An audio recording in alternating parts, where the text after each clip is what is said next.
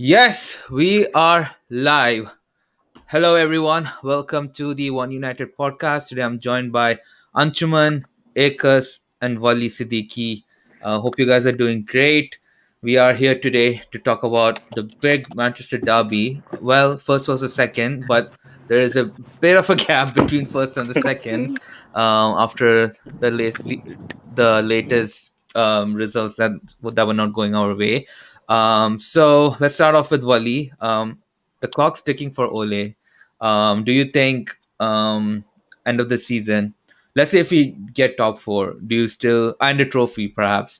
Do you think should we stick with Ole, give him one more season, or what's your take on him?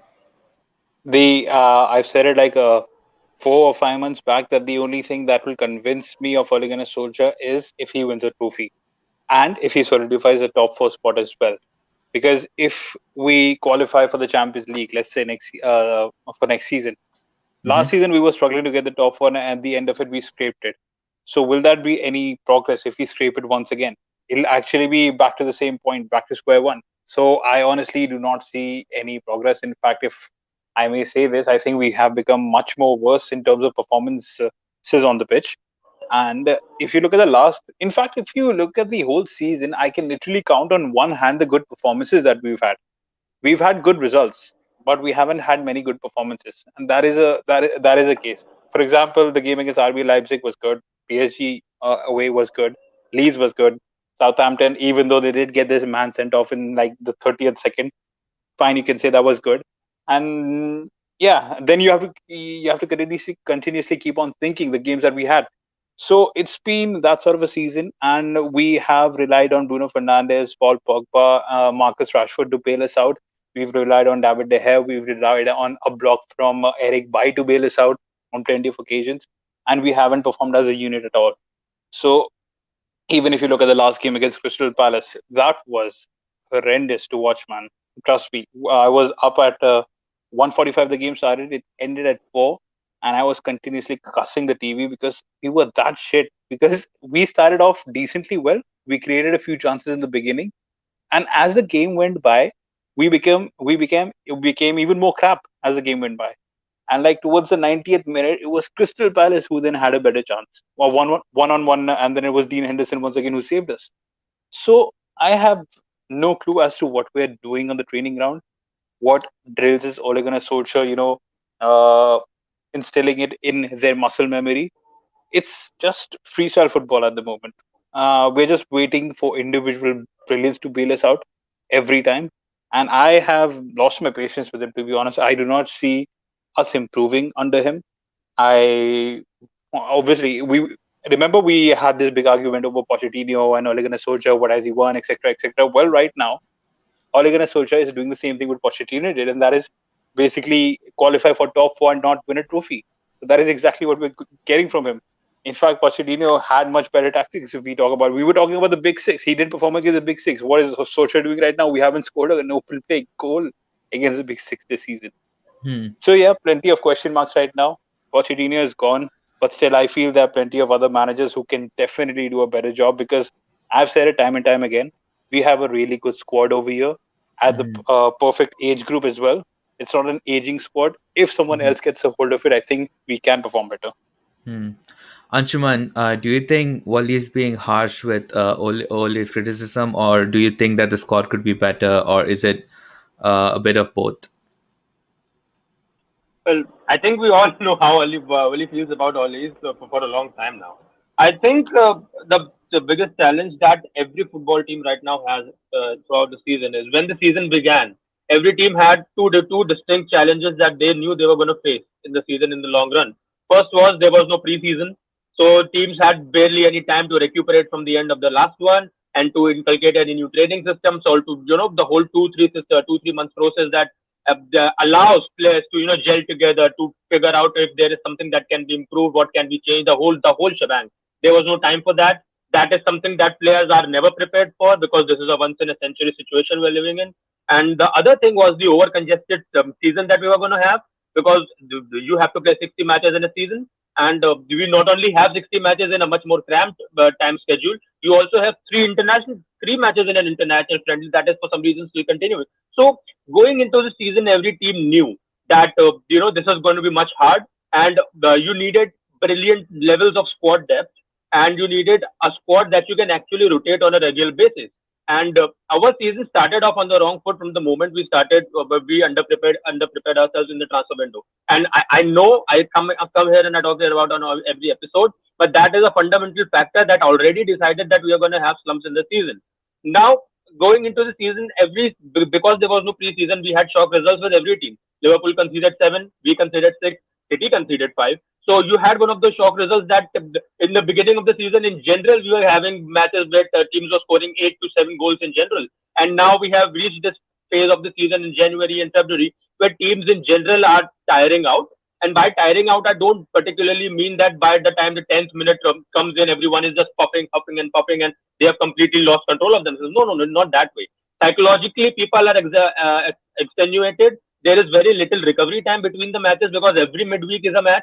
Like as a viewer, I've never really used to have football on my screen 24/7 because every day I wake up and there's a match on, and that is not something that we are used to. And think about how it would be affecting the players in that situation who barely have any recovery time. And so the one thing that was clear from the starting of the season that every team is going to have these kind of slumps where they will just not show up. And you have your teams in Chelsea and Chelsea. I know the Tuchel is doing. People are really happy with Tuchel and defensively they are solid, but I'm not really convinced with their attack at the moment. I think they have a lot of draws in them. If once their honeymoon period is over, you look at Liverpool. How many mitigating circumstances there were that were dictating the fact that they were already not going to prepare well and they have already underperformed and their entire form is now dropped off a hill. You look at Spurs who are at one point top of the table and now are having very fluctuating performances. And when you think of the whole Premier League in general, the only team that was ever really properly prepared to see out a 38-game season was City. And it's not just because they already have the majority of the squad is from the previous season, but also they have a squad that they have two distinct squads of 22 players that they can play out and still go for the title. I mean, you look on social media and people joke about the fact that their squad is their bench is $500 million worth, and it's fun to laugh at. But that's what proper investment looks like. And we can sit here and we can talk about the morality of where that money is coming from, but there is no doubt in debating that that's some proper investment right there. And because you don't have Manchester City fans beyond the greater Manchester area, you don't have the camera panning on Joao Cancelo every time he's not picked for the game, and you don't see his sad face being focused on because Manchester City does not get that kind of clout that Manchester United does. So I think we saw that slump in the beginning with Manchester City as well. I mean, remember when we had the Manchester derby before in the season, we were not interested in attacking them and they were not interested in attacking us either because they were also trying to be incredibly defensive. They wanted their defense to get right, and once they've gotten right, they got that entire form back. Guardiola tweaked slightly, ever so slightly, he had to tweak his system, and they are rampant again. They are playing that way they were playing in the 17-18 season again, and that is the reason that they are as ahead as they are now. I was looking at some of our few episodes from few months ago, right? When late December, early January, when we were on top of the table, and we all came here and we discussed our prospects of winning the title, and we all mutually agreed, we all unanimously agreed that the month of February, where United are playing big matches, City are playing big matches, the whole phase that will culminate into us playing City at the beginning of March. This will be the key period that will define whether we are going to be in a position to compete for the title or not. And that is exactly how it has planned out. So we knew this was happening. And don't get me wrong, in the past few matches, the draw against West Brom, the draw against Crystal Palace, the shoddy match against against Newcastle, the draw against Sociedad, they have been terrible matches to watch. Like it's an absolute shit show. Like I watched that match Crystal Palace in the midweek, and I came back and I had a 2-word review. It was shit game. Nobody bothered to attack in any way, shape, or form. The team just looked like they were happy to take a draw. I know the players will always deny that, and the players will always say, "No, we are going for the win." But when you look at it, the optics does not look good. And I can individually be frustrated on the match, but this is nothing. This is nothing that we did not already anticipate. So when you look at all of those factors over the course of the season, this is a very expected performance that we are seeing from Manchester United right now. This is a very expected performance we are seeing from everyone right now when you think in the Premier League. And that is the reason why we are so far the second best in the league. And we can like that. We can say that we don't deserve to be there. We can say that this is a disappointing team. But that is the reality that of all the teams that we have right now, we are the second best. Now, you talk about long processes, right? And there is a long process that we are going through. And then there is a long process where people talk about having silverware. There is another club, and and that club recently won two trophies and is currently sitting 10th in the table. Now, you tell me if you would rather be in Manchester United's position or you'd rather be Arsenal. Because I know what I'd rather be. And I'm not advocating that Arteta is a bad manager, he should be sacked as well. But that's what I'm saying. That we always almost forget what we already have.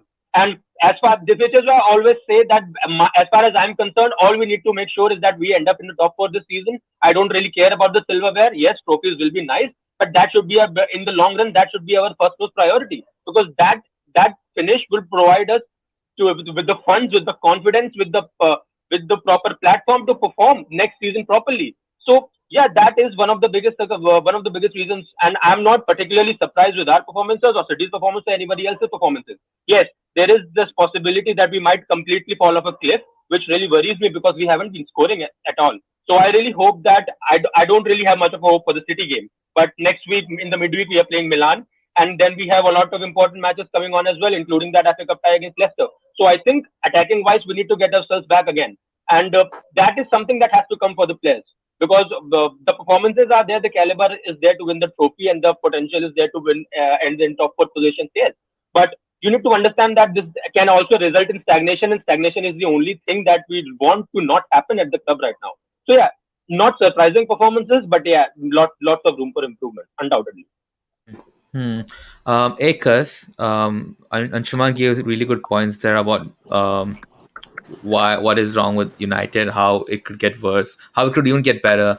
What are your thoughts on what's happening and how the season would probably end from now? First of all, Thinking on from now, yeah. I mostly agree with Anshuman, but there are some points that I don't think are validated. For example, he's comparing United to Arsenal. Uh, Arsenal have a budget of Fulham. You can't compare United and Arsenal with the. I'm not doing a direct comparison. No, I'm not No, doing but a I'm direct just saying comparison. you I'm just can't saying compare that the two long term. This clubs. is how long term processes can play out. But I'm just saying that one team has everything at their disposal, the other team does not have even half of it. United don't particularly have. That Yeah, is I don't think not United. exactly true. No, no, okay, Yeah. okay. Go ahead with your point. I'll say if I have something to add. Yeah. Akers, yeah, continue. We've lost him. Akers. United have been teardowns. Yeah, Akers, continue. Hello? You guys, we're not able to Yeah. hear you. I guess.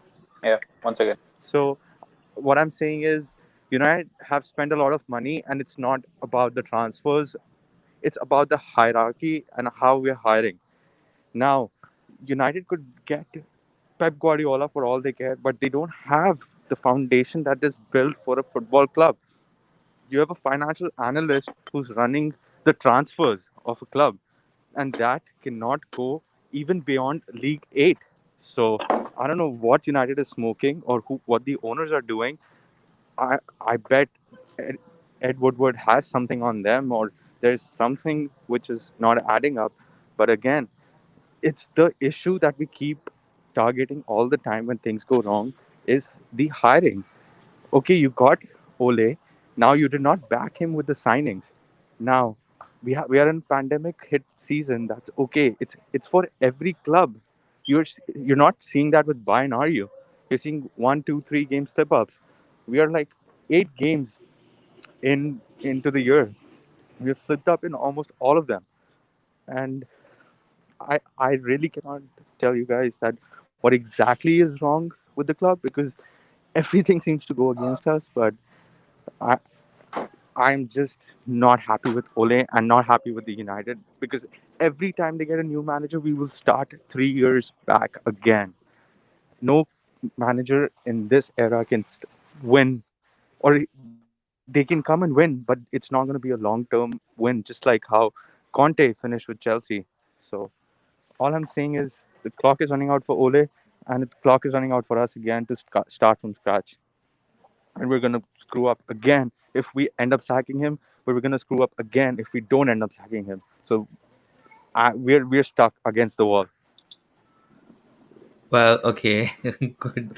That's a good analysis. But Eka, so I'm just gonna come to you. Do you think we're gonna be in top four end of the season, or do you think or who do you think would be our biggest threats? Because there are a couple of teams that's a surprise package, like Everton, West Ham.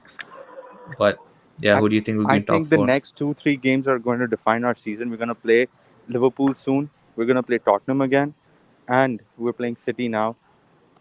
It's just the season defining on how they show up tomorrow. They could end up drawing a game tomorrow. Draw don't help us at all. It's not what we're doing. It's like it's just not what you want to do because every big game, Ole is going for a draw, and it's quite like just seen. It's so transparent, but we will end up finishing top four. That's what I feel because the quality of the players. Rashford has stepped up a lot. Then you have Luke Shaw, who can be the player of the year. Hmm. Then you have I like Aaron Van Bissaka's. He's playing well this season. McTominay has stepped up too. It's just that Martial, Cavani is not playing to a level where I thought he would. So there are some players I who think have he was not stepped injured. up. Wasn't he injured, Cavani? He He's just came back. injured, but he still scored like 5 or 6 goals in like 20 games. I So mean, but most of the games he came on were like subs, like as a substitute in the yeah, but you beginning. would you would expect Cavani to score more. And Not Hmm. exactly, no. I think he Greenwood still is has a out of good form. conversion rate. But yeah, Greenwood is out of form, yeah. and it, I mean we will finish top four. We might just finish fourth, and that would be painful. But it's Hmm. not about the top four anymore because we're gonna be going out in the group stage again next season with all this happening. So Hmm. I could care less about the top four. We need to start winning. That's it. Hmm. Wali, who do you think are your biggest rivals for our top four spot? I think it's going to be another, like you said, we were title contenders a month back. Now we're once again battling for top four, and it's going to be. I think Chelsea are going to finish second. For me, the way that they're playing, the way that they have been resolute at the back, they've been more cohesive as a unit. And I've compared some of the basically the player positioning, the average data that we get from that, and it seems like as if Tuchel has it well drilled at the moment. In contrast to ours, it's either Bruno Fernandes is too wide up front, Harry Maguire is roaming around somewhere else, and Luke Shaw is bombarding forward. It's disjointed at the moment, like I said. So yes, top four. I think we might be able to scrape it. In fact, we might be able to get it just because of the quality players that we have. And I honestly feel that even though we are having this conversation at the moment right now about top four, I think it has to do with Ole Gunnar Solskjaer as well. The reason for that is because even if you could have rotated some of the players, man. If you look at the away game against Real Sociedad, the home game against Real Sociedad, there wasn't a need to play Bruno Fernandes for 45 minutes. There wasn't a need to play Marcus Rashford for 45 minutes. And you could have played Amad Diallo, Shoretire. You could have started Axel Tuanzebe. You did not start him at all. Why? This is what I don't get. I recently saw a stat. It was the most number of minutes played in the Premier League.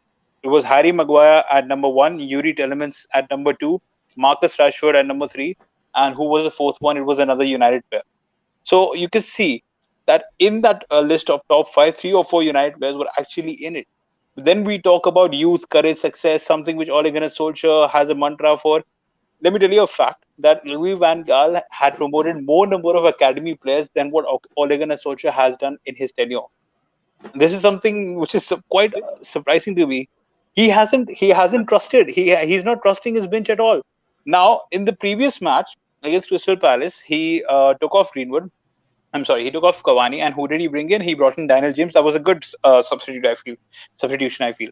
But after that, the interviewer asked him, "Do you think you could have had Amad or Shoretire in the playing 11, or come in as a substitute. So he said, which one of them would you want me to remove, Marcus Rashford or Mason Greenwood? He was actually asking the interviewer the question, and both Marcus That Rashford was and Greenwood deliberate. have. Only that Yeah. was deliberate. That was he was Yeah. being deliberate in the moment.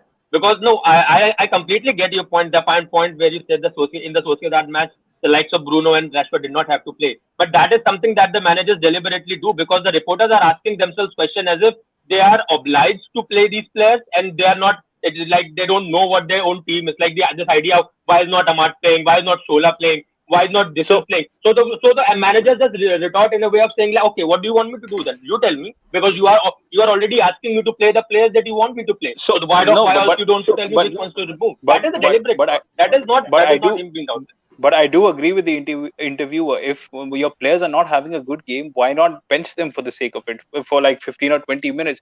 I'm not saying that Diallo would have affected the game, but at least we could have seen something different. Probably he could have had a cross, he could have had an assist. You never know if you're not going to try these players out. By the way, Virgil van Dijk has had more number of Premier League minutes than Donny van der Beek. So let that sink in. Donny van der Beek in 2016 or 17, the year in which Ajax were in the semi-finals of the Champions League, he was 11th or 18, 12th in the 19. yeah, 18-19. He was 11th or 12th in the Ballon d'Or race, 11th or 12th. This midfielder, we have him right now in our team, and we're not playing him at all. So these are some of the things that I cannot comprehend. But And wasn't yes, he you can injured? say, But wasn't he yeah, he was injured? injured. He was injured for the last 2, 3, or 4 games, but before that, he was pretty much available. Why can't you try different things? That's what I'm trying to say. Eric Bailly has been fit for quite some time. Why haven't you been partnering him along with Harry Maguire, or why haven't you been partnering him along with Victor Lindelof when he's clearly your best centre back?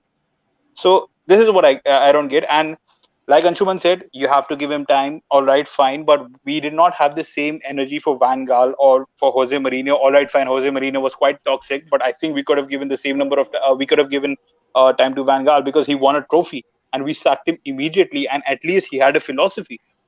So I Mhm. and No, he wanted to bring in plenty of players as well. So yeah, no, I think Louis Van Gaal's football was much worse than what we are seeing with Ole. At least Ole's top six record this season has been nil-nil. But with Van Gaal, we used to have nil-nils with Southampton, Sunderland, Stoke City, Swansea, some villages in Netherlands. Like that was unbearable. Having like one shot on target and like 80% possession. I mean, I you haven't really even watching. You didn't watch the last game, bro. You should have watched it. yeah, but like that's it's yeah, at least we had like 11 shots, one on target. With Van Gaal, it was like one shot, two shot, one on target, and we'll have the But but but ball. But my point is that he was actually trying to build something. That's what I'm trying to say. If you wanted to give him time, and we couldn't make it to the top four only because of goal difference, by the way, because Manchester City also had the same number of points. Otherwise, Mhm. Pep Guardiola would have been in Europa League for his first season. So yeah, Anshuman, I'm still asking this question. Who do you think is our biggest threat for top four? Which other Premier League clubs would be our rivals? Do you see any surprise teams that could pop in? I think at this moment in time, I have to say that we are still one of the favorites to win into top four, and that is the reason I'm saying that is because amongst all the contenders, apart from Manchester City to occupy the remaining three spots, we are the least prone to a defeat. And we can like this, we can hate this, but the fact is that we are not scoring goals, but we are not conceding either. This is I think the stretch of past 3 to 4 matches is the best defensive form we have had in a few months. And yeah, that means that our attack has been absolutely shambolic. I completely agree with that. And I think Wally put the point of Van de Beek. And as much as I've said that I personally give people a free run in their first season, let them take their time. I have also been left quite frustrated because that is a player that I've seen in the Eredivisie, and I almost feel that he can play all sorts of positions from centre back to number 10. So the fact that he has not played as much, even despite being his debut season, and slightly frustrated me as well. But the point that I understand on his part is that Oli don't trust him in a defensive pivot without the presence of a proper number six. And so another reason that I feel that we are all incredibly toothless is something we talked about after the Chelsea game is because our entire attacking focus is left on the front four players. And after those front four players, we don't have a right-sided player. And a number 9 in Anthony Martial is very, very ineffective right now. I mean, I hope he gets better, and there's a lot in him. He's obviously a very talented player, but things are not working out for him. And Cavani was not available. He's just come back. I think he's going to provide at least the movement, if not the goals That is, I think, that is at least that would be some semblance of contribution. And as long as we don't have a right-sided player, things are not going to look well, because at the end of last season, we had Mason Greenwood, and that he was scoring, and we just assumed that he would do that well. He's not going to do that. He's not right to play. And Mm. there is another again reports coming out that the United are probably not looking for a right-sided player now. They have Ahmad and they have Greenwood. I think that's an incredibly silly decision. Once again, wouldn't be surprising, but I think we need a right-sided player. The Mhm. thing about Ahmad and Shola, I will just say this one thing, that I cannot get behind the whole idea of bringing them on. Not for 1 second, especially in Premier League matches. Because while you can say that if the things are not working out, you can throw them on the pitch for 15 minutes and see what happens. That has a two side. That is a dual faceted thing. Because they might be able to do something and score goals, or they might have an absolute blunder and concede goals in a match where we are drawing. So there is a risk factor analysis, and Oli is obviously going for the other side here, and that is one way to go at it. You can obviously say that you can throw players and see what happens. As far as I'm concerned with both of them, I will be giving them the next 3 to 4 seasons to see how they plan out, because they are young players. You cannot expect everyone to be an Mbappe and Messi and win the Ballon d'Or by the time you're 20, 21 years old. I think we need some semblance of patience with these young players. And yes, Europa League is a perfect platform, and even the group stage of the Champions League, to see how well the players fare. So I think we'll see in the coming seasons how they both grow. I think our biggest big threat right now, apart from ourselves, is, yeah, that is a good point. In a and good point, that we are our biggest threat as well when it comes to top four, because we are not even winning these matches that we should be. I think Chelsea are the biggest threat right now only because they are least susceptible to losing. Liverpool are losing their matches. They cannot find a win now. Their entire form has gone. Their belief has gone. And they need that time to recuperate themselves. Tottenham are not particularly trustworthy.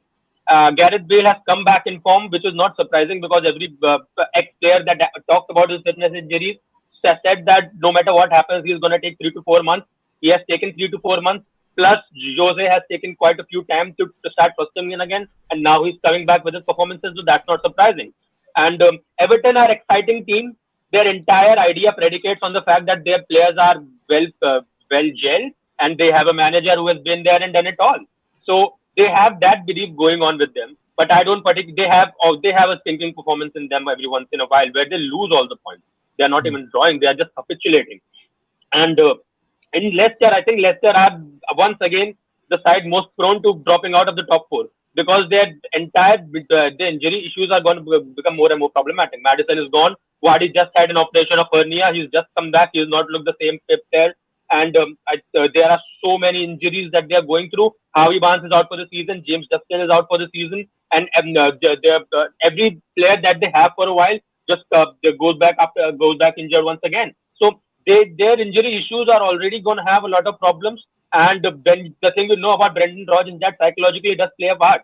And their last 3 matches, I think, are against us, Tottenham and Chelsea. I think they are playing the Mm. three top six and top four contenders in the last 3 matches. So they have a very good chance of capitulating once again. The thing about Chelsea is, I'll just sum the Chelsea situation up. Thomas Tuchel has come in. It's a simple marriage. Thomas Tuchel knows he's not going to last there long. Chelsea know they're not going to keep him there for long. They are not wedded to a style of play. Thomas Tuchel is not wedded to a style of play. His first and foremost the responsibility was to shore up the defense, which is the responsibility for any manager. So he comes back, he looks at the players, and he realizes, when was the last time this team won the league? 2017. What did they do? Play with the back three. Fine, play with the back three. So they have just put in every player. They have now Conte, they have Akiliqueta, who won the league last time round. They are once again in the starting 11, and they are playing with this weird 3-4-2-1 formation that, attacking wise, does not really provide me any kind of confidence, because uh, I think Giroud is their best player. Ziyech should have easily been their best signing. That has not particularly worked out, because for the most part he was injured, and Frank was not really trusting him that well either.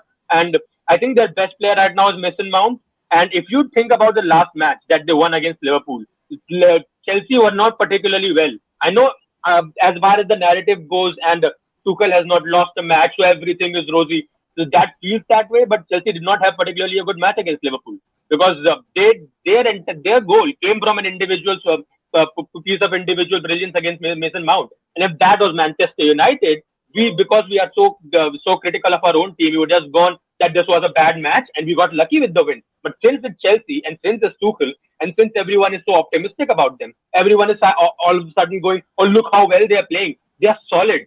They're incredibly solid." but they are not providing the attack, and that I think is going to be one of their biggest challenges in the league. I think in the Champions League they're going to be all right. I think Atletico has a lot in them, but they probably will be able to take care of Atletico in the Champions League. Will be interesting tie, but I think league they're going to have a lot of in the league they're going to have a lot of challenges because Hmm. there are going to be matches where they'll come unstuck against teams where you will not expect them. The most recent scenario, Southampton, they were not able to break them down. It was a 1-1 draw, and at the end of that match, you had Thomas Tuchel came out and slamming Callum Hudson-Odoi, and there was a lot of talk. Tammy Abraham is completely ostracized from the squad. So what is going to eventually become of Tuchel's tenure at Chelsea? You are already seeing the green Hmm. shoots of that. So it's going to be an 18-month marriage, and they have given him an 18-month contract for that exact same reason. And right now, I think they look solid, and that is one of the reasons. And because the teams around them are not particularly solid, they are going to probably going to end up in top four. I think the biggest surprise package would be West Ham because I'm so glad personally for David Moyes because he is finally regaining his reputation that he had at Everton, and he has a great thing going on there. He has quite a lot of decent players who probably might not stick around after the end of the season, but right now they're an absolute high. And I think the thing about them is also that they are not particularly worried about it because every time you ask Moyes in interviews, it just says that we just want to play well and we just want to see where we go. And I think they'll be happy with the Europa spot. So I think the two biggest teams that are still in contention for the top four positions are us and Chelsea. And I think Liverpool and Tottenham are going to have a pretty decent shout of ending up in the right towards the end because Liverpool will come together. They will come together even if their form doesn't pick up. Their players are going to come back, and towards the end of the season, they're going to have this camaraderie that we are going to go again. They have that in them. And Tottenham looking solid because Jose is finally trusting his attacking players. And when you play the likes of Son, Dele Alli, Gareth Bale, Harry Kane, and you have in the defense you have someone in substitute. You have someone like Carlos Vinicius, Lucas Moura, and Bergwijn who are able to provide the support. So I think they are also looking exciting. If they can just get their form back, get a run together, they can make a top four run as well. But I would still have to say that we and Chelsea are the favorites for top four. Hmm. All right. Good analysis on each of our competitors. So now let's focus on our team and our team for There was a tomorrow. question, I guess, Yeah, on I was going to bring the question up as well. yeah. So we're going to discuss the team lineup and tactics. And yes, we have a question from Rushal. What do you guys think of Fred, Donny, Bruno trio of midfield? And do you think do we see that tomorrow, or what's your No, team? we won't get to see Donny anytime soon, unfortunately. And I don't know, Fred hasn't been performing well either. I was one of his biggest admirers last season as well as the beginning of this season, but his passing, especially when you look at his passing towards the final third region, it has been atrocious. And it's come to me as it's come to me as a really big shock because he was playing quite well. If you look at the earlier part of the season, and I have no idea what happened to our advanced players as well because last season Greenwood was on sublime form, and this season he has just one goal in the Premier League. Martial was in good form. This season he's been crap. Fred was in good form in the beginning of the season. This season, I don't know, he hasn't performed well. We are literally depending on just two or three players at the moment. But which is why I want Donny Van de Beek to have more games. Probably we can have something different over there. I feel that I would be more happy with at the moment Fred. I'm not satisfied with him. I think Donny, McTominay, and Bruno would be the way to go. Or if Pogba is back, obviously I would rather play Donny, Pogba, and Bruno Fernandes. That would be like the most ideal midfield of the Premier League. But unfortunately, he's injured. If it were me, I would have Donny, Pogba, and Bruno as two. You can even play two number eights rather than playing just one number 10, which is Bruno Fernandes. Play two backs of number eights like Manchester City do with Kevin De Bruyne and Gundogan, and it would be all good, I guess. Akers, what about you? What's your team for tomorrow?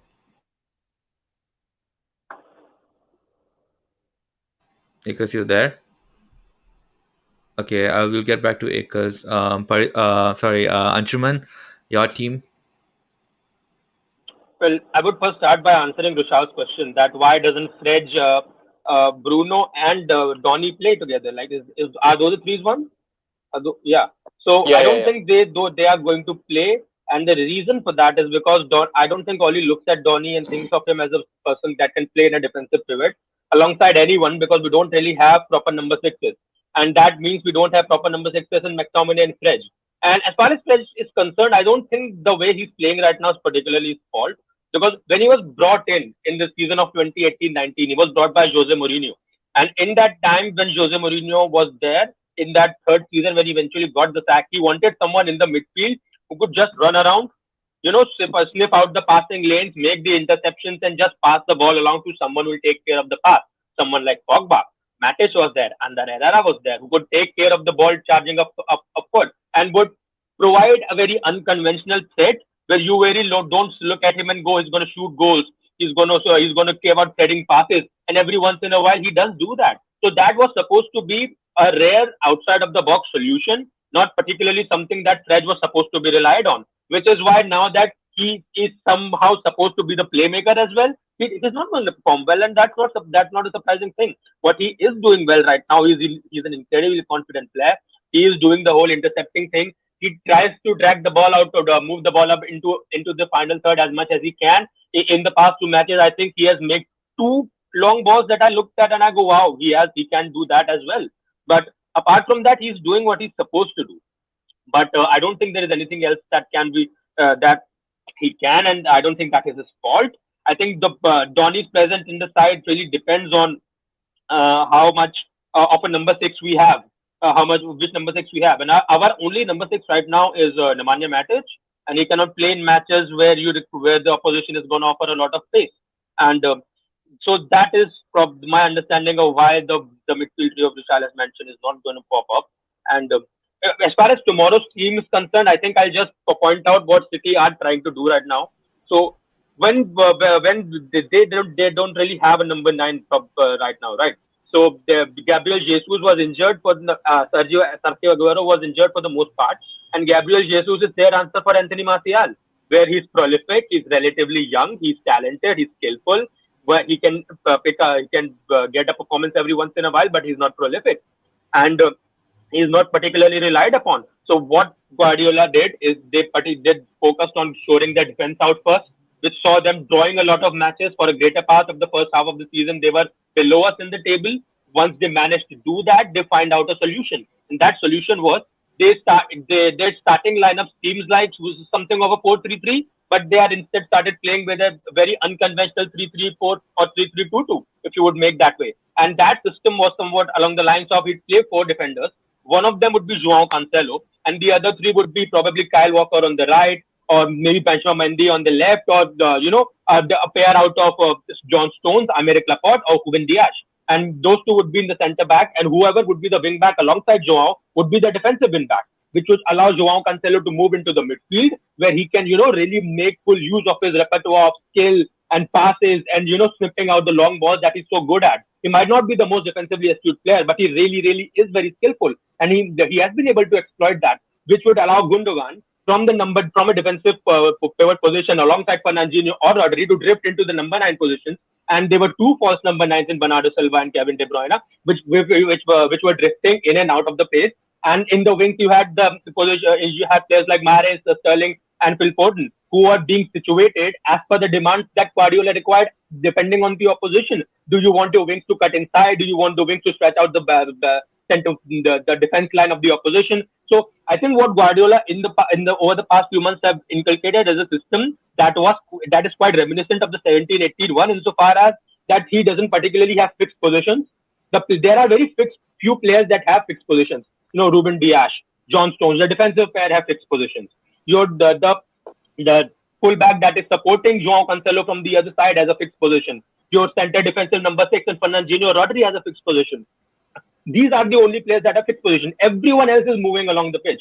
Riyad Mahrez, when he plays, he's going to stick to the right-hand side. That is one thing fixed. And every other player is going to move continuously here and there. So if you are a defensive opposition, you don't really know who to mark, because the person that you might think might be a number 9 might pop up on the left wing. So there are a lot of that could only happen when the defense sorted, right? And that is not a system I think is going to work in the long run. People are saying City are favorites to win the Champions League on the basis of the current form they are, but they have given us nothing over the past 5 seasons that would make you think that they are favorites going into the season. They haven't even made it past quarterfinals.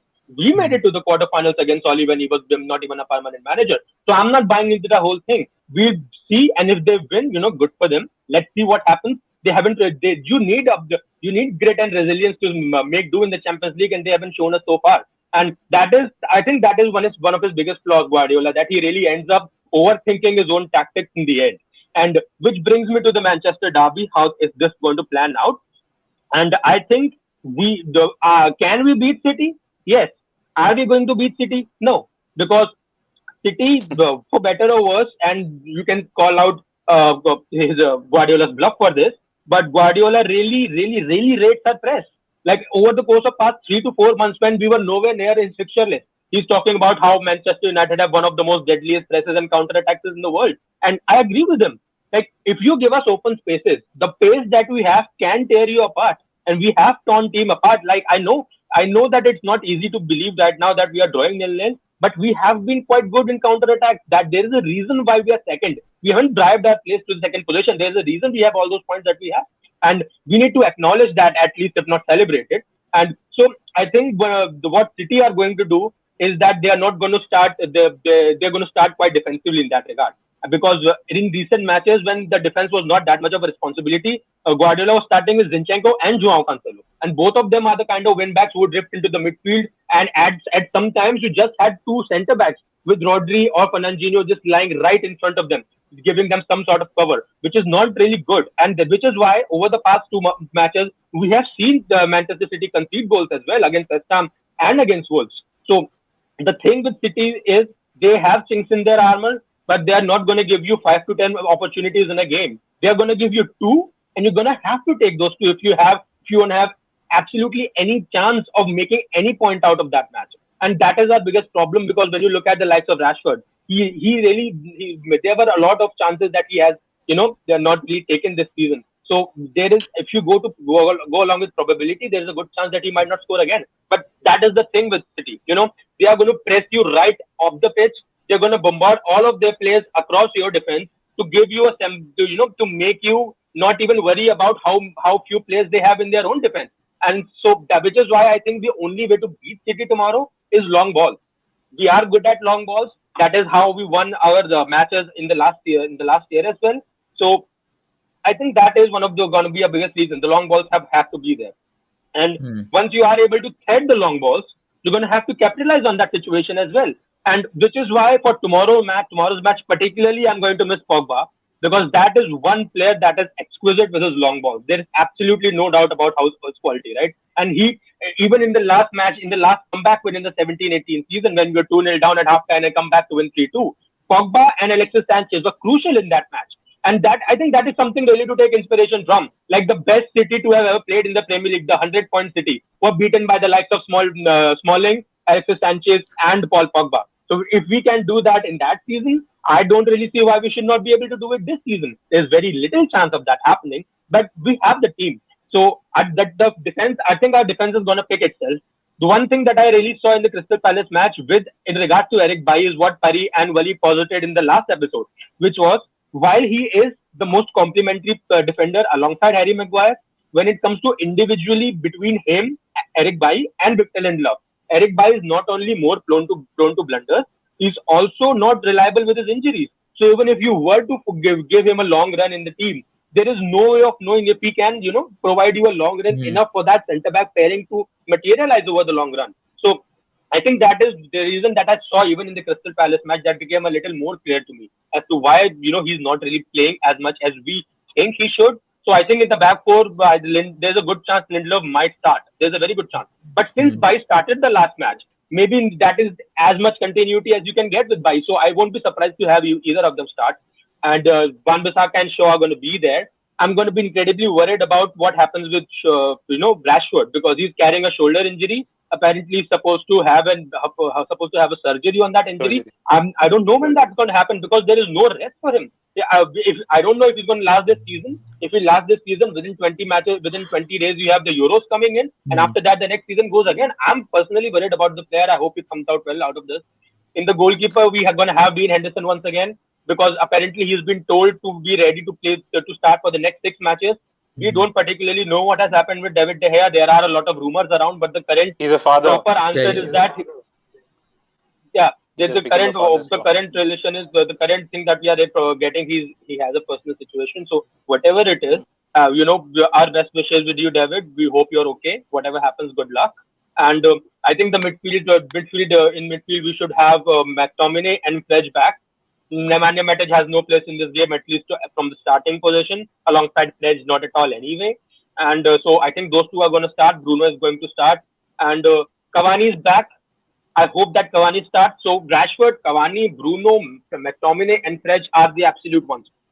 One thing that I would say can start and I'm really going to be very unconventional in my own analysis here, is that Dan James should start. And I'm not saying He he should. should start on the right or he should start on the left, but he should start only to man mark Joao Cancelo. And I'm only saying that because when you look at that back four, he's the one who's moving in the most unconventional way. And he's the one who's leaving out that position that the centre back and the number six has to mark.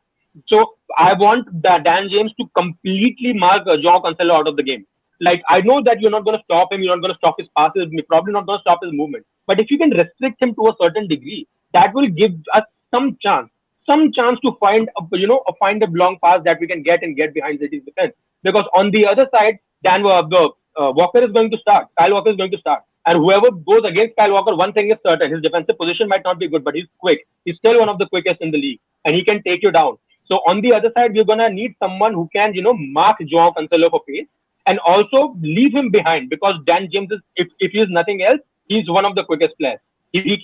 So he could be one of those focal points against, especially Cancelo, who can mark him and run off him to create spaces for the long balls to get into. So I think that is going to be one of my simplest understandings of what our easiest answer should be for tomorrow's match. I think we can score. I don't think we are going to be able to stop City's pressing over the course of 90 minutes, because they are doing what they were doing best in the 17-18 season. They are going with their one tap quick crosses, the quick crosses that end on the far post, and we all know how good we are on a far post.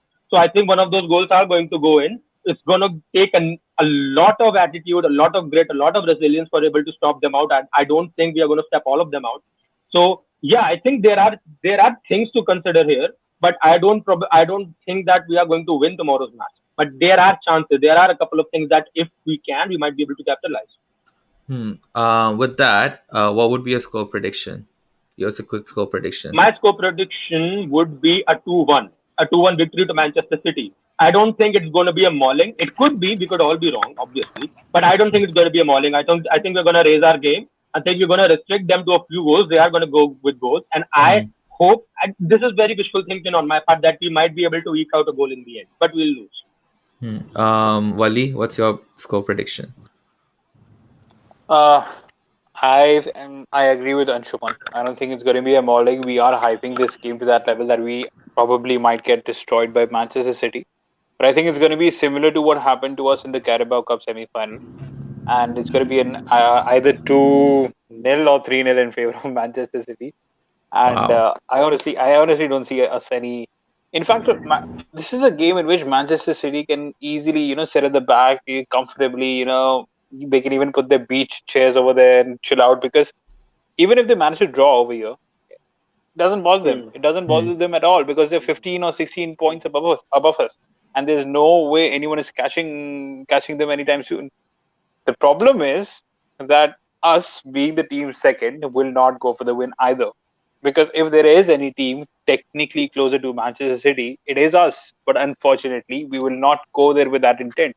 We will also be pragmatic with that approach. So basically, it'll just be two teams sitting at the back. I think Manchester City will obviously have more of the ball. Obviously, they'll create more number of chances. And they will create more number of chances, because, let's be honest, we haven't been creating shit for our centre forwards at all, especially in the last 5 or 6 games. It's like Cavani has 2 touches in the box. He has 1 shot on goal. Martial has 2 touches. Another stat, by the way. Gabriel Jesus and Raheem Sterling average 7 touches in the box, in contrast to Marcus Rashford's 3 and Anthony Martial's 4. So you can just see, basically a winger from Manchester City. Gabriel Jesus is a striker. Obviously, he's not prolific, but he still gets you goals. It's basically, we do not feed our centre forwards. We do not feed our attackers. This is the reason why Lukaku struggled in his second season under Ole Gunnar Solskjaer, and he left. And now just look at him, what he's doing at Inter Milan. For all our differences that we had with Lukaku, but he is a prolific goal scorer. And this is exactly why I don't get the rumor that you are talking about Erling Haaland, brother. You had Romelu Lukaku. He's considered as one of the best centre forwards. Why did you keep him? If that the reason is because we didn't create much, and he left by the end of the day, and also because Ole Gunnar Solskjaer wanted to play him on the right, which is quite odd if you ask me. Anyway, so yeah, I feel it's going to be a City win. United for the starting lineup is going to be Dean Henderson. Back forward has to be the same: Lindelof, Maguire centre backs, Luke Shaw right back, left back, and then Aaron Wan-Bissaka on the right. Midfield is going to be the same, I feel. Nemanja Matic isn't going to start. It's going to be Fred and McTominay, then Bruno Fernandes. And yes, Daniel James, I agree with Anshuman. He has to start, and he did start against Manchester City in the last two occasions in the Premier League. And defensively, he provides a lot of support, and he can be quick on the counter as well. So, Mhm. and he's been performing quite well lately, even though I'm not his biggest fans, but he has been performing quite decently well recently. And then your centre forward, it has to be Edison Cavani, and on the left, it has to be Marcus Rashford. So yeah, that's my 11. Hmm. Okay, and finally, Akers, what's your score prediction? What would be your team? You didn't talk about Pep Guardiola, Guardiola Yeah, you much, can man. talk about Pep But also. you can talk Yeah, about your the manager if you problem want to. is you all are expecting Pep to fuck you tomorrow. That is the problem. I And didn't say my prediction, but yeah, you tell yours. And you uh, didn't hear mine, so you know that we don't agree with you. I heard yours 2-1. Hmm. Yeah, so that's yeah. All right, fine. Okay, tell So yours, Akers. uh, 4-1 to City. Okay, Oh God. and okay, I'm gonna say my prediction is 1-1. I think You know what? City won't be If it's playing. not 1-1, Dinit, you're going to cry for the next 11 weeks. I'm telling you now. Why would I cry for that? Last time also, I Didn't mean, didn't. like, because I last want to season, change my. I yeah, want to change my prediction. I'm not going to say it's going to be a 2-1. I'm going to say it's going to be a 0-0. Yeah, because hmm, that's how we are. So that's 0-0 is also going to be that. possible. Yeah. I think we'll score 1-0 and we'll try to hold on to it, and then City would score, and both teams would be like happy with it. Uh, Because like, to yeah, be fair, our track record at Etihad in the last 2-3 seasons has been better. So yeah. Then you said it's going to be 4-1. City have not beaten us in the last three Premier League matches, by the way. So I don't. If there is one irrelevant stat for you. Hmm. No, I think even last season we were like playing bad and we still managed to win. But this season I still feel like what, a bit like what Anshuman said. I think no one's gonna catch City. City also doesn't care if they beat us by 4 goals or 5 goals. They will be focused on Champions League, and we'll be having a bit of an eye on the Milan game. Is that next Thursday? Yeah. So Yeah. Yeah, in the midweek. I think Yeah, we we'll might win be. that. Yeah, we I no, we have a feeling might. we'll win that. No, we can win that because Zlatan's out, right? And after Yeah. We'll Zlatan, discuss that in the midweek. We'll yeah, yeah. discuss that after the Yeah. So midweek. I think like we might score a goal and we'll try to hold on to it, and then City would score in the second half or something, and it could be ending up in a draw again. It won't. It wouldn't. I mean, maybe it would help us if Leicester wins or not. But yeah, like I think it's going to be a boring game. Most of the big games have been boring. There've been only very few top six games that were good this season. So yeah, I think it's going to be very like a cautious approach, and yeah, I'm just going to say 1-1. I I don't don't think want it's a going to be 0-0. cautious from City's side. They're going to fucking go full on in the first 10-20 minutes, just like how Mhm. they go against Arsenal every time and they score a Yeah, they'll goal score in in the the first minute. first or Hmm. second minute, Likely. and then they're still going to dominate us. The possession is Yeah, going to be 73 to 37. yeah. I mean, they keep having 27, sorry. 70% even when we beat them, so that doesn't matter. You can The It take thing the is ball that matters the for home, last guys, like Dinesh. Mourinho said. I would rather win like that than snatch it. Yeah, but Dominate the game. yeah, I the mean, thing is yeah, no, but yeah, but you got to win the game. You can't just dominate 70%. I think last week there was Sheffield United won by having 22% possession. But So also, I think yeah, United is there to be blamed. They drew to Sheffield United at they home. we lost, lost to Sheffield lost at Oh, United we home. lost. Sorry, we lost to at Sheffield home, United. So, and yeah.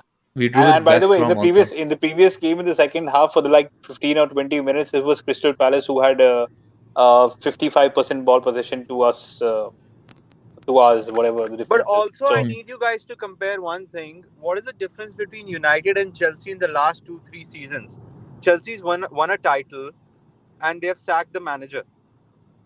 Okay. Chelsea are more ruthless, man. They want immediate results. That's why Yeah. Yeah, they but keep winning. I mean, they have been the most successful club out of the last 15, 20 years. Yeah, So, because they don't have a soul. Because they just have the motto and to win. They don't care with about us sentiment. winning, how we win usually against City, They I also mean, finished 10th also, right? In the league or yeah, something. they were first and then they finished 10th the next season. Hmm. Yeah, but I the would thing is rather that they have don't that have. than have a slow, painful death and finishing fourth and on goal difference and then just fucking up after that. Yeah, that's the thing. They don't have sentimental value. They've sacked Frank Lampard, who was their basically And like Wally, Chelsea's you're darling. telling us to sack. And what about your sentimental values?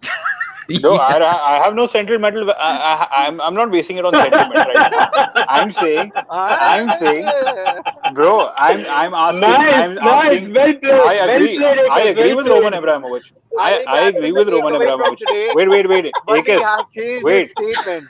bro. Bro, I agree with Roman Abramovich to an extent because if you look at United has two philosophies. Let's say so one is backing the manager, which we haven't done. All right, fine. The second, and which the most important thing, is winning silverware, winning trophies. Do not lower your expectations, brother. Otherwise, you will start becoming Arsenal. You will go down to 10th immediately, and then once you start coming up for top four, you'll be satisfied with that. So you need to win trophies, and by hook or by crook, you need to get new managers. If they can get you trophies, all right, fine, man. We don't have any more Sir Alex Ferguson's over here. Jurgen Klopp survived for 4 years in Liverpool, and now he's having a shit season. No other manager has like stayed for more than 6 or 7 seasons in the modern era. So you have to evolve. But even Liverpool, if you look at Klopp, they also didn't win for the first 3 seasons. Nothing. Yeah, but if you look at Klopp's first season, he came in the final of the Carabao and Europa. The second season, he came in the final of the Champions League. He lost. Third season, he won the Champions League. Fourth season, he won the Premier League, FIFA World Cup, etc., etc. So Hmm. 4 seasons of good football, and you could actually see the results. What have we Then done? you could just compare it to United. We were in three semi-finals Yeah, instead of two finals. exactly. Dude, no one cares about the semi-finals, No one man. cares about the You final you Nobody also. cares about the final. That's You more care Yeah. about the painful. I'd final. rather lose a semi-final than lose a final. semi-finals of what exactly? Carabao Cup and FA Cup. That's about it. And And Europa Europa League. League. You couldn't And Europa Europa Europa League. League. League. Only Europa League. Bro, This is Yeah. fun. Jose Mourinho won us the Europa League, and Van Gaal won us the FA Cup, and Mourinho also won us the Carabao Cup. Hmm. We But have been a failure for the last 10 years. That's it. And we said that Mourinho plays a boring brand of football. And by the way, if we go on to win, like our the following matches, only if we go on to win the following matches, how many games remain right now for United? 12 or 13? 12, 11 13. in the 12, league. 11. 11, 11, and right now we're on 51 points. Hmm. So if you win, that'll be 51 plus 33 is equal to how much again? 84. 84. So that'll Hmm. be 3 more points, just 3 points more than Mourinho's United team, which came second. And that was the That is most if we win pointless every team. second. Runners up And that finished was, in the and worst. we said that was the most pointless second. So Yeah, but then if you look at the trophies that Van Gaal and Mourinho won, look at the way we won those trophies. Van Gaal beat Palace and Everton Everton in semi-final, Palace in final. Which nah, any yeah, then in the Europa League we beat Ajax, we beat what Real Celta Figo and what some Russian clubs in Europa League. Ole had the most difficult draws so far in every no, but in the tournament. Europa League, he just had Sevilla last season. I don't think we Yeah, and had any Sevilla is like tricky the fixture. the best team in Europa League. No other team comes close to being as good as Sevilla in Europa League. And then in FA Cup, we keep getting Man City. Whereas Man City, the only one time we beat them was in the Carabao Cup, which Mourinho won us. But then every other time, Man City's cup run is like Watford in the final, By the Aston Villa in way, the final. I'm not giving this indication that I loved Mourinho's football. It was hard to watch. It was horrible. I wanted him gone. But he also, by the way, he also took us to a FA Cup final against Chelsea, which he lost. Yeah, The which he thing, lost. Yeah, which he lost, but he did take us to a final.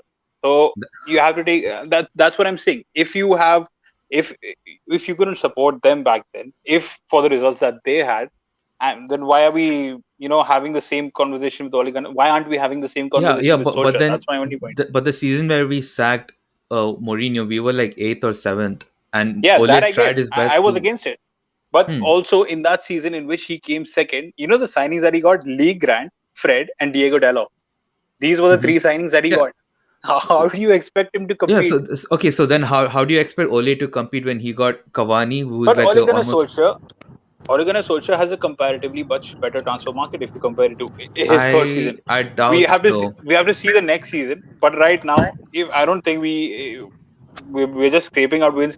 You can tell me how many comprehensive performances we have, all of you. If you could actually count in two Okay, fingers, I think we had more with Ole than we had with any of the other previous managers, without a doubt.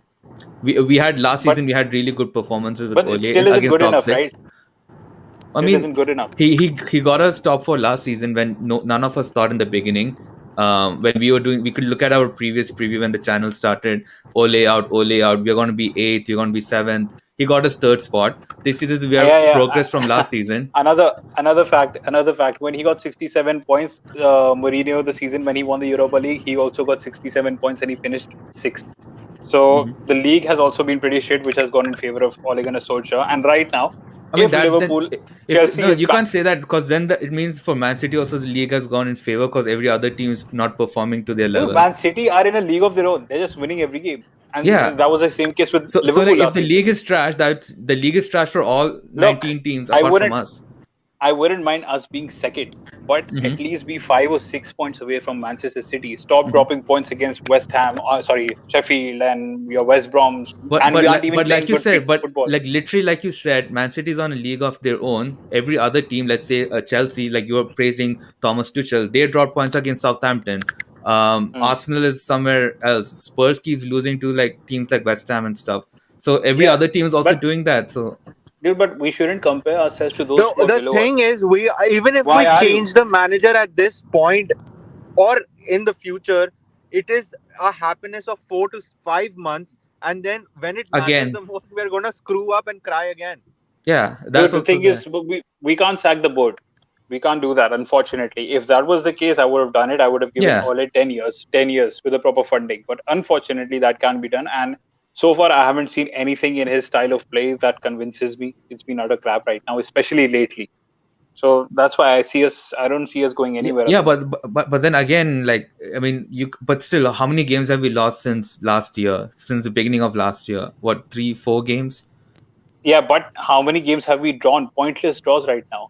Yeah, yeah, but draws are okay, fine. The most of the draws have come with the top six teams. Like, okay, I get it, and it's like a very cautious approach, but I still think like we have been improved from last season. I still think we have improved like from if you look at it from the past 5 seasons, it's a upward growth rather than how we are saying it's bad, everything is bad. Ole's got nothing, he's clueless. I disagree on that. We The have seen only problem progress. is also another problem is we don't have anyone who we can get. There is no other manager which will suit the job. So you lost the one which we were supposed to get. So now we need to just Get shut up Nagelsmann. and stick with what we have. I would But have Nagelsmann. again, how do you know that he's going to perform well with in the Premier League? Yeah, How do we? Allegri is going to be the next Chelsea. I don't like Allegri. I Yeah, just Dude, don't. Allegri's. Allegri will be. I'm telling you, Allegri, whichever club he joins, he's going to win the Premier League for that club. Not for us, probably, but he will. I can tell Allegri you that. is Allegri is destined to go to Arsenal, and I don't think they're going to win the Premier League title. Yeah, Nah, Unai nah, nah. Emery He was won't go to Arsenal. Emery had a Which good other record club with do you see him PSG. going Doesn't to? mean he did anything with Pep is yeah. not leaving City. Tuchel just came. Okay, Tottenham maybe.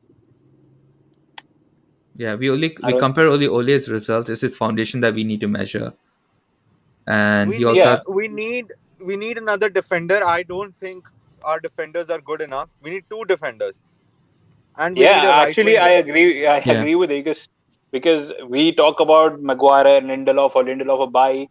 I think we should restart on our defense. I honestly do not Mhm. have any confidence at the moment with the centre back. We need two centre And backs, and we need Maguire. Literally, we need Maguire not to be the captain. He's not a good captain. He can Dinner shout, he can doesn't do agree. what he wants, but there's no right attitude, I and he know I doesn't don't prove agree it on with the field. Bruno being the captain. I don't think Maguire's not a Maguire's not a good captain, but I don't want Bruno to be the captain at least at this stage.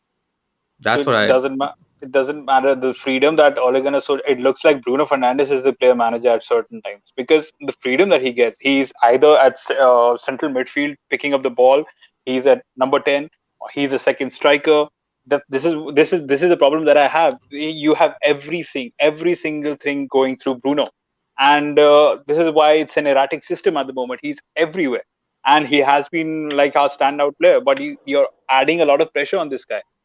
So we need to have a cohesive system over here, and I don't know if you're going to Nah, get that with nah, Ole. because Bruno is a world class player. Then that's how world class players are. That's like saying Ferguson used to not control Ronaldo because Ronaldo played everywhere up front. Like, Ronaldo didn't play at central defensive midfield, man. no, I mean like He was either wing or center yeah, he forward. He played. Yeah, stayed yeah, over but there. Ronaldo never had a fixed role. Like he was such a world class player that even Ferguson would just be like, "Get the ball, do your thing." Similarly, Ole would tell Bruno because they are like world class players. Kevin De Bruyne is not going to be everywhere on the pitch, on the left side, on the right side, center, picking up the ball. But yet, That doesn't yet mean he's Pep is like effective, isn't he? erratic or something, you know? No, but that's what I mean. He's effective. I mean, he's Yeah, effective so because Bruno the is effective as pe- well. people around him complement the game because they've made his life simpler. If he just keeps on spamming crosses and there's no center forward or Raheem Sterling at the back post, he'll look like an idiot. So this Yeah. is what I mean to say. We and this is why exactly why Trent Alexander-Arnold is looking obsolete at the moment. He's just spamming crosses. Defensively, he's weak, and teams have Liverpool sorted out. So a good system makes you look like a good player, good bunch of players. Right now, Liverpool, I've always thought that they've had two or three world class players, but they haven't been world beaters. It's Klopp's system which made them the kings, and that is Hmm. what we lack. Anyways, Uh, man, that's more than an hour. oh yeah. Anyone? Any last thoughts, Anshuman Akers? Anshuman, I'm surprised you didn't have a say over here. Yeah.